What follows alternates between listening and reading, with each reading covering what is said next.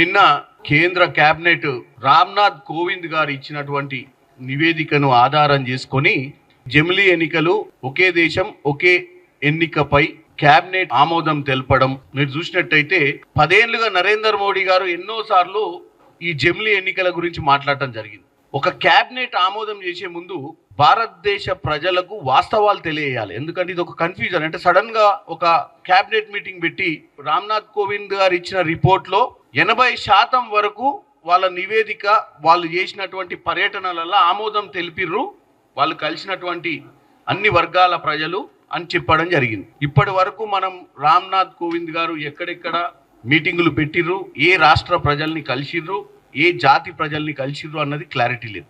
Sudden గా ఒక నివేదిక ఇచ్చిర్రు, ఆ నివేదిక మీద ఈరోజు వాళ్ళ క్యాబినెట్ మీటింగ్ పెట్టి ఆమోదం తెలియజేయడం కూడా చాలా హాస్యాస్పదంగా ఉంది. అంటే ఒకే దేశం ఒకే ఎన్నిక జమిలీ ఎన్నికల వల్ల లాభం జరుగుతుంది అంటే తప్పులేదు, లాభం జరిగితే అందరం ఒప్పుకోవాల్సిందే. కానీ వాస్తవాలు కూడా మాట్లాడాల్సిన అవసరం ఉంది. ఎందుకంటే రాజ్యాంగంలో 18 సవరణలు చేయాల్సినటువంటి పరిస్థితి ఏర్పడుతుంది ఇది చేయాలంటే. వాస్తవంగా ఇది ఏదో ఆషామాషి వ్యవహారం కాదు. మనం ఏదో కేబినెట్ ఆమోదం తెలిపిర్రు, రేపో ఎల్లుండో తీసుకొచ్చి బిల్లు పాస్ చేసిర్రు, బిల్లు ఎవరితో డిస్కషన్ చేయాల్సిన అవసరం లేదు అన్నట్టు కాదు. ఎందుకంటే ప్రజలకు చాలా మందికి అవగాహన ఉండదు కాబట్టి వీళ్ళు ఇట్లా చెప్పడంతో ఏంటంటే ఈరోజు అన్ని బ్యానర్ ఐటమ్స్ భారతదేశం మొత్తంలో కూడా జమిలీ ఎన్నికల మీద బ్యానర్ ఐటమ్ ఏ పేపర్ తెరిచినా.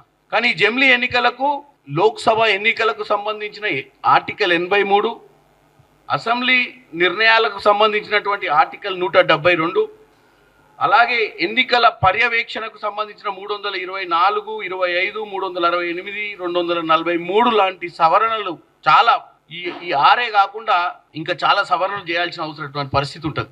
ఇవే కాక ముఖ్యంగా ఇప్పుడే ఈ రోజు మనకి ఎన్నికలు జరుగుతున్నాయి. నిన్ననే ఫస్ట్ ఫేజ్ అయిపోయింది ఇక్కడ జమ్మూ కాశ్మీర్లో. ఈరోజు మహారాష్ట్ర ఎన్నికలు, జార్ఖండ్ ఎన్నికలు ఇప్పటి మటుకు డిక్లేర్ చేయలేదు. ఒకేసారి జరగాల్సిన 4 రాష్ట్రాల ఎన్నికలే చేయలేని పరిస్థితిలో ఉన్నటువంటి మోడీ ప్రభుత్వము ఇవాళ ఎన్నికల కమిషన్లు భారతదేశ వ్యాప్తంగా ఒకేసారి పార్లమెంట్ అసెంబ్లీ ఎలక్షన్లు చేసి 100 రోజులు ఆగి గ్రామ పంచాయతీ మున్సిపల్ ఎలక్షన్లు చేయడం అని పుట్టిగా మాట వరుసకు అనడం అనేది ఇది తప్పుతో పట్టించినట్ట కాదా? ఎందుకంటే ఇవాళ మీరు చూసినట్టయితే సంఖ్యాబలం 2/3 సంఖ్యాబలం ఉండాల్సిన అవసరం ఉంటుంది ఇటువంటి బిల్లులు ఆమోదం తెలియజేయాలంటే. అంటే కాన్ఫిడెన్షియల్గా ఎన్డీఏ కూటమికి క్యాబినెట్ మీటింగ్ పెట్టి ఆమోదం చేయాలి అన్న ఆలోచన వచ్చినప్పుడు మా బలబలాలేంది, మరి ఇక్కడ ఆమోదం చేసినాక దాన్ని తీసుకుపోయి హౌస్లో పెట్టినప్పుడు అది లోక్సభలో పెట్టినా రాజ్యసభలో పెట్టినా ప్రస్తుతం మా బలం ఎంత, మరి మేము ఇంతమంది ప్రజల ముందు ఈరోజు క్యాబినెట్ మీటింగ్ పెట్టి అవలీలగా ఆమోదం తెలియజేస్తున్నాం కదా. ఆమోదం తెలియజేసే ముందు ఈ యొక్క డెమోక్రటిక్ కంట్రీల ప్రజాస్వామ్య దేశంలో దీనికి కావాల్సిన సంఖ్యాబలం గురించి మాట్లాడాల్సిన అవసరం ఉంటుంది. మొన్న జరిగినటువంటి ఎన్నికలలో 400 సీట్లు వస్తాయని చెప్పి 240కే పరిమితమైనటువంటి నరేంద్ర మోడీ గారు ఇటువంటి క్యాబినెట్ మీటింగ్లు పెట్టి ఇంత పెద్ద నిర్ణయాన్ని వాళ్ళు ఆమోదం తెలియజేయడం అనే దాన్ని తప్పుపడుతున్నాము. ఎందుకంటే లోక్సభలో 362 సీట్ల మద్దతు అవసరం ఉంటుంది వాళ్ళకు ఈ బిల్లు ఆమోదం తెలియాలి. ఈరోజు వాళ్ళకు ఉంది 293. నేను అనేది బీజేపీతో పాటు ఉన్న అన్ని పార్టీలు కలిపి. రాజ్యసభలో 164 కావాలి. ఇవాళ వాళ్ళకు ఉన్న బలం 119. ఇక పోతే 14 రాష్ట్రాలు అందాదా సపోర్ట్ ఉండాలి వాళ్ళకు. 14 రాష్ట్రాలు ఈ జమిలీ బిల్లుకు ఆమోదం తెలియజేస్తేనే ఈ బిల్లు ముందుకు పోతుంది. దాంతోపాటు మొన్న జరిగినటువంటి పార్లమెంట్ ఎన్నికలలోనే ఒక్క ఫేజ్లో పెట్టలేని పరిస్థితి. మనం ఎన్ని ఫేజులు పెట్టాల్సి వచ్చింది, మనకున్నటువంటి ఆర్థిక పరిస్థితి ఏంది, మనకున్న వనరులు ఏంది, మన దగ్గర ఉన్నటువంటి వ్యవహారం ఏంది అనేది కూడా ఆలోచించాల్సిన అవసరం ఉంది.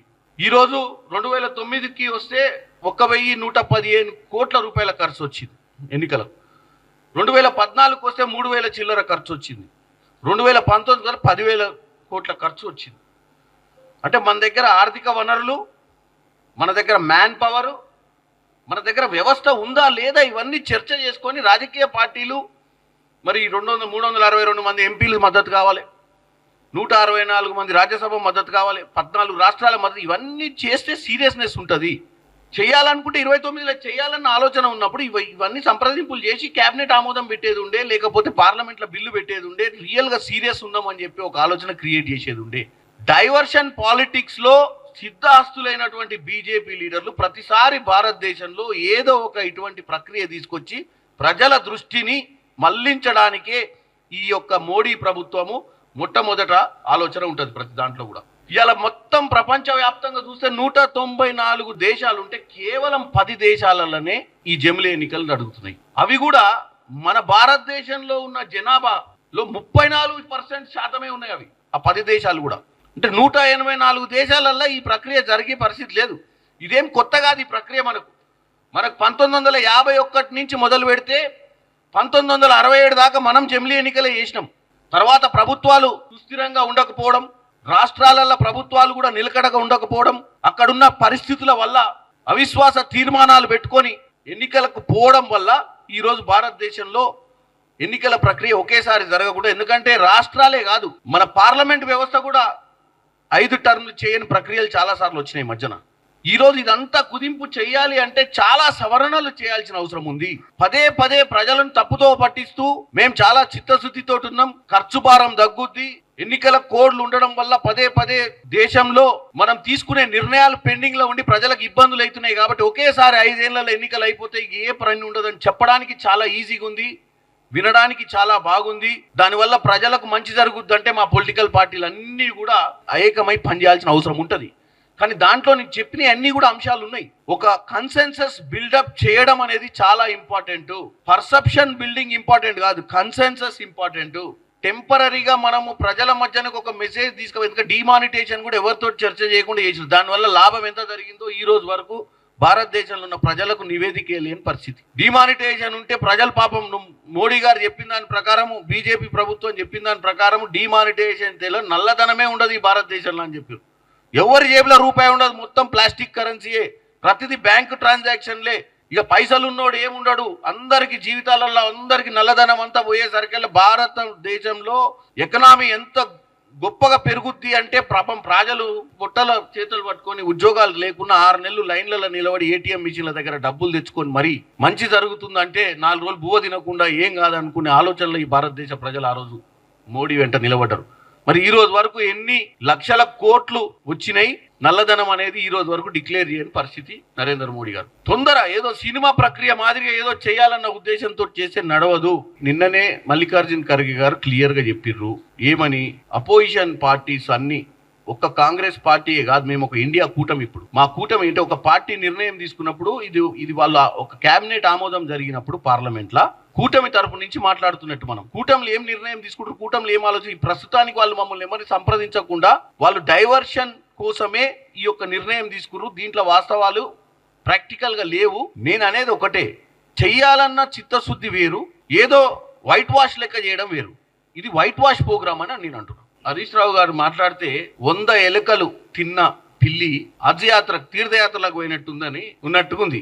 ఎందుకంటే అసలు ఈ రాష్ట్రంలో ఈ బూతుల పురాణం అంటే ఇప్పుడు మనం మాట్లాడుకోలేనంత విధంగా మాట్లాడిందే వీళ్ళు. ప్లస్ ఆయన రాసిన లేఖల నెంబర్ 1 ఆటంకవాది అన్నందుకు మేము ధర్నాలు చేసినామని చెప్తుండు. నెంబర్ 1 ఆటంకవాది అన్నందుకు ధర్నాలు చేయలే. ఒక ఆయన ఢిల్లీలో ఏమన్నాడు, ఎక్స్ బీజేపీ ఎమ్మెల్యే వాళ్ళ నాయనమ్మను వాళ్ళ నాయనని తాగొట్టినట్టు ఈయనను కూడా తాగొట్టాలన్నాడు. ఇంకొక MLA, sitting MLA, Shiv Sena MLA ఏమన్నాడు, రాహుల్ గాంధీ నాలుకని కోసుకొస్తే 11 లక్షల రూపాయలు ఇస్తా అన్నాడు. వాటికి తెలంగాణలో జరుగుతున్నటువంటి ఈ మధ్య జరుగుతున్న రాజకీయ పరిణామాలు మాటకు మాటను పోల్చే విధానం తప్పు.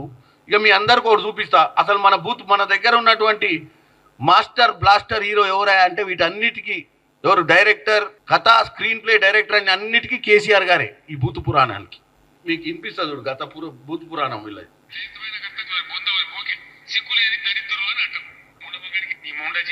అందుకే మిమ్మల్ని పిచ్చి కుక్కలు ఉంటాం. ఎవరో మీలాంటి కుక్కగా నక్కగా ఖరాబ్ చేస్తామని చూసుకుంటూ వస్తామా? హౌల పూసిన లెక్క మాట్లాడకుండా వాళ్ళంతా సోషల్ మీడియాలో అన్ని అబద్ధాలు ప్రచారం చేస్తారు. ఇదా ఒక్కటన్నా వాళ్ళకి ఏమైనా సిగ్గు శరమని ఉందా? సిగ్గులేని దరిద్రులు అంటే హిందీలో పెట్టిన పోస్టులు ఉత్తర భారతంలో ఇప్పుడు ఎలక్షన్ జరుగుతుంది కదా, ఈ దేశానికి పుట్టిన కుక్కమూతి పిండి మీరు ఎవడో పిచ్చి ఏదో బాగా చెప్తారు, వాడు మాట్లాడుతున్నాడు హౌలగాడన్నాడు. మరి మీరెందుకు పోతారు కళ్ళాల కాడికి? ఏం పీకతందుకు పోతారు? ఏదో పెద్ద పీకినట్టు పడగొట్టినట్టు. ఇంత అసహనమా? ఒక ముఖ్యమంత్రి మాట్లాడవలసిన భాషనా ఈ పద్ధత? తెలంగాణ రాష్ట్రానికి సమాజానికి ఒక గౌరవమా?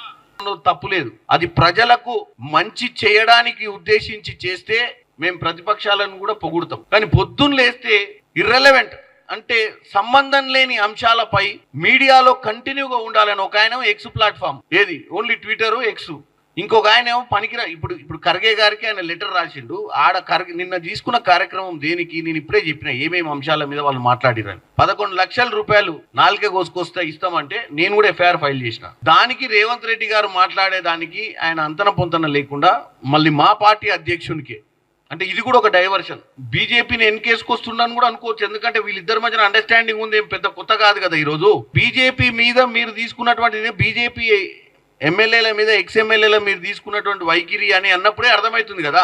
బీజేపీ వాళ్ళు మాట్లాడతలేరు, వీళ్ళు మాట్లాడుతారు వాళ్ళ తరపు నుంచి. ఇవాళ తెలంగాణలో ఉన్న బీజేపీ లీడర్లు దీనిపై స్పందించలేదు నిన్న ఇన్ని ధర్నాలు చేస్తే. వాళ్ళకంటే ముందు హరీష్ రావు గారు స్పందించడంలోనే అర్థమవుతుంది బీజేపీ తరఫున కూడా వీళ్ళే వకాలత్ తీసుకుంటారు అని చెప్పి. కాబట్టి నేను ఒకటే చెప్తున్నా, ఇట్లాంటి సేమ్ ఆడ జమిలీ ఎన్నికల గురించి ఎట్లయితే డైవర్షన్ పాలిటిక్సో ఇప్పుడున్న పరిస్థితుల్లో కేవలం ప్రజలను తప్పుతో పట్టించేటువంటి ప్రయత్నాలే అందరు చేస్తున్నారు. పల్లరాజేశ్వర రెడ్డి గారు చాలా రోజుల తర్వాత వచ్చినట్టుండే, ఎందుకంటే ఫస్ట్ వచ్చి 3 రోజుల్లోనే ప్రభుత్వాన్ని కూలదోయాలన్న వ్యక్తి మధ్యన గాయబ్ అయిపోయాడు. అంటే ఈ మధ్యన ఆయన అండర్ కవర్లకు పోయిండు, ఎందుకంటే ఆ కాలేజు గీలేజు ఆ పంచాయతీలలో పడి పాపం రాజకీయాలకు దూరంగా ఉండే ఈ 2-3 రోజుల నుంచి మళ్ళీ ఏదో తేరుకున్నట్టుండు. అది ఏమో జరుగుతుంది, నేను కనపడతలేను, ఏదైనా ముచ్చట చెప్తే బాగుంటుందని మళ్ళీ కొత్త పిచ్చగాడ లెక్క వచ్చిండు. ఇప్పుడు ఎట్లా అంటే పల్లరాజేశ్వర రెడ్డి గారిని ఒకటి అడుగుతున్నా, గత ప్రభుత్వం ఎక్కడి నుంచి పాలన అందించిందో ఈ ప్రజలకు తెలియజేయాలి. ఫస్ట్ మా పాలసీ గురించి మాట్లాడే ముందు పల్లరాజేశ్వర రెడ్డి గారు గత 10 ఏళ్లలో బీఆర్ఎస్ పార్టీ ప్రగతి భవన్ నుంచి పాలన అందించిందా, సెక్రటేరియట్ నుంచి పాలన అందించిందా, ఎక్కడి నుంచి అందించింది, ఫామ్ హౌస్ నుంచి పాలన అందించిందా, మీ మంత్రులు ఎక్కడి నుంచి కూర్చొని ఇవాళ మా మంత్రులలోనే సఖ్యత లేదు, మా మంత్రుల కోఆర్డినేషన్, అసలు మీ మంత్రులు అసలు గతంలో ఎడ కూర్చుర్రో ప్రజలకు తెలుసా? ఇలా సెక్రటేరియట్లో అర్జీలు పెట్టుకోనికి ప్రజలు వస్తుర్రు, ప్రజాభవన్ పోతుర్రు. గతంలో ప్రజలు ఎక్కడికి పోయేటోళ్ళు? ఇలా రైతు రుణమాఫీ నడుస్తుంది, రైతు రుణమాఫీలల్లో ఏమేమి తప్పులు జరుగుతున్నాయి వాటి గురించి మాట్లాడి చర్చ చేసుకోవాలి. అసలు ఏం జరుగుతలేదు, ఒక పాలసీయే లేదంటారు. పాలసీ ఎక్కడుంది? మీరు చేసిన 10 ఏళ్ల దుర్మార్గ పాలనతో దాన్ని సరిదిద్ది దాన్ని పట్టాలెక్కినికనే సగం పాలసీ దానికే పోయింది మా టైము. ఇక నువ్వు కొంచెం అన్ని చదువుకొని వచ్చినట్టున్నావు, 2 రోజులు మళ్ళీ అన్ని పాత పేపర్లను తిరిగే, ఎందుకంటే అవన్నీ తిరిగేస్తే ఏమేమి జరిగిందో తెలుసు. ఫస్ట్ నీ కోఆర్డినేషన్ ప్రాబ్లం ఉన్నట్టు అనిపిస్తుంది నాకు. అంటే ఇన్ని రోజులు కోర్టు నుంచో అక్కడి నుంచో ధైర్యం పుంజుకోలేకపోయిండు, నార్మల్గా ఫోన్లు కూడా ఎత్తలేని పరిస్థితికి వచ్చి ఆగమాగం అయ్యి ఉండే. సడన్ గా ఇప్పుడు వచ్చి ఆల్రెడీ రోజు ప్రెస్ మీట్లు నడుస్తున్నాయి, ఇటు బీఆర్ఎస్ వాళ్ళు మాట్లాడుతున్నారు, ఇటు కాంగ్రెస్ మాట్లాడుతుంది, ఇటు బీజేపీ మాట్లాడుతుంది, హైడ్రా మీద నడుస్తుంది డిస్కషను ఎవ్రీడే. మనం రోజు రైతు రుణమాఫీ మీద మాట్లాడుకుంటున్నాము, ఎన్ని వేల కోట్లు పోయినాయి, ఎన్ని లక్షల మందికి రీచ్ అయినాయి, ఇంకా కొన్ని ఇవ్వాల్సిన ఎందుకు ఇవ్వలేదు, ప్రభుత్వం ఇస్తానికి ప్రయత్నం చేస్తుంది, ఇవన్నీ నడుస్తూనే ఉన్నాయి కదా. అసలు ఏ పాలసీ లేదు, ఏం పనే కావట్లేదు. అసలు ప్రభుత్వం 9 నెలలు ఏం చేయనట్టు మాట్లాడితే చూస్తూనే కూడా వింతగా ఉంటుంది కదా. అది కూడా ఓడిపోయిన లీడర్ మాట్లాడితే ఏం కాదు. చట్టసభలలో ఎమ్మెల్యేగా గెలిచి గతంలో ఎమ్మెల్సీగా ఉన్నటువంటి వ్యక్తి ఒక బాధ్యత లేకుండా మాట్లాడితే ఏముంటుంది చెప్పండి? మాట్లాడాలని మాట్లాడినట్టు, ఏం మాట్లాడకపోతే ఇక్కడ చూపియారు కదా.